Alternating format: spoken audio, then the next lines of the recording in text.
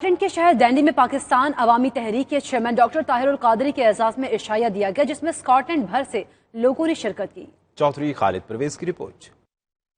ڈنڈی کے مقامی ہوٹل میں تحریک منہج القرآن ڈنڈی، پاکستان عوامی تحریک اور Scottish Islamic and cultural centre کے زیر اہتمام ایک شام قائد کے نام سے پروگرام کا انعقاد کیا گیا، جس میں ڈنڈی، فورفار اور گرد و نواح سے ممبران کی بڑی تعداد نے شرکت کی۔ محفل کا آغاز قرآن پاک کی تلاوت سے کیا گیا، جس کے بعد نعت رسول کریم صلی اللہ علیہ وسلم پیش کی گئی۔ نظامت کے فرائض ڈاکٹر عابد افغان اور چودھری طلعت محمود نے سر انجام دیے۔ ڈاکٹر طاہر القادری اور ان کے صاحبزادے ڈاکٹر حسن محی الدین قادری کی آمد پر ان کا پرتپاک استقبال کیا گیا۔ حاجی سرور راٹھور نے مہمانوں کو خوش آمدید کہا اور تنظیمی معاملات کے حوالے سے آگاہ کیا۔ اس موقع پر مقامی منتظمین کی جانب سے ڈاکٹر طاہر القادری کو یادگاری شیلڈ بھی پیش کی گئی۔ ڈاکٹر طاہر القادری نے اپنے پیغام میں لوگوں کو آپس میں پیار محبت سے متحد رہنے کی تلقین کی۔ نوجوان نسل کو حضور صلی اللہ علیہ وسلم سے نسبت اور اتباع کو کامیابی کا ضامن ٹھہرایا۔ آخر میں دعا کے بعد مہمانوں کی لذیذ کھانوں سے خاطر تواضع کی گئی۔ خالد پرویز، 92 نیوز، ڈنڈی۔